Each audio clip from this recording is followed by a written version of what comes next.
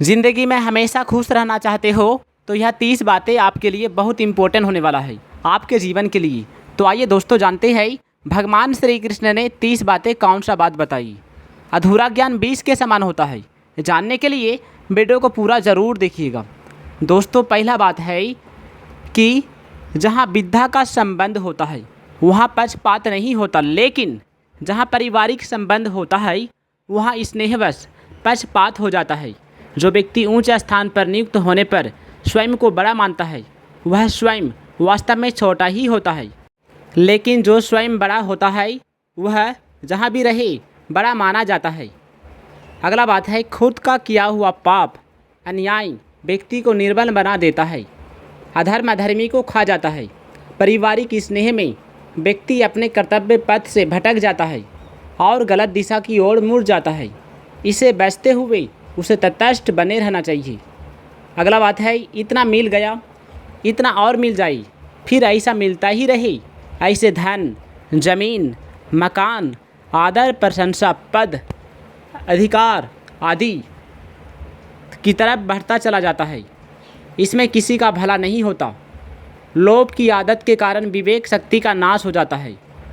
इसलिए कभी भी हमें अपने ज़िंदगी में लोभ नहीं करना चाहिए। कहा जाता है कि लोभ ही पाप का जड़ है। दोस्तों अगला बात है संयोग यानी कि मिलन में जितना सुख नहीं होता वियोग या जुदाई में उससे अधिक दुख होता है। अर्थात पहले वस्तुओं का जो निरंतर अभाव था वह इतना दुखदायी नहीं था जितना वस्तुओं का संयोग होकर उनसे वियोग होना दुखदायी होता है। ऐसे होने पर व्यक्ति में लोभ जन्म ले लेता है और वह किसी भी प्रकार से उन्हें पाने की चेष्टा करता रहता है। जहाँ लड़ाई होती है वहाँ समय संपत्ति शक्ति का नाश हो जाता है। तरह तरह की चिंताएं और मुसीबतें आ जाती है। धर्म का पालन करने से मन शुद्ध हो जाता है। मन शुद्ध होने से बुद्धि सात्विक बन जाती है। सात्विक बुद्धि में क्या करना चाहिए और क्या नहीं करना चाहिए इसका विवेक जागृत रहता है। अधर्म का पालन करने से मन अशुद्ध हो जाता है और गलत कार्यों की ओर मुड़ जाता है। होनी को रोकना मनुष्य के वश में नहीं, लेकिन अपने कर्तव्य का पालन करके मनुष्य अपना उद्धार कर सकता है और कर्तव्य में से डिगकर अपना पतन कर सकता है।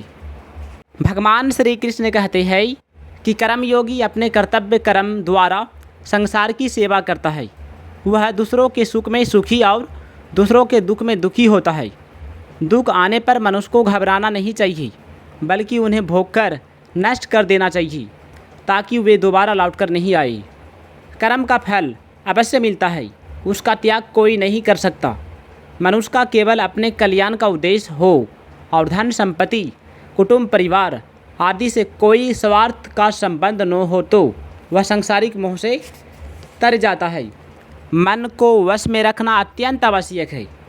मन को वश में रखकर ही हम अपने कर्तव्य कर्म को बिना स्वार्थ के कर सकते हैं।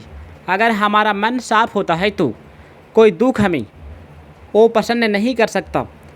मन को घृणता से बचाने के लिए आवश्यक है कि हम संसार की प्रिय से प्रिय वस्तु मिलने पर प्रसन्न न हो तथा प्रिय से अप्रिय वस्तु मिलने पर भी विचलित ना हो।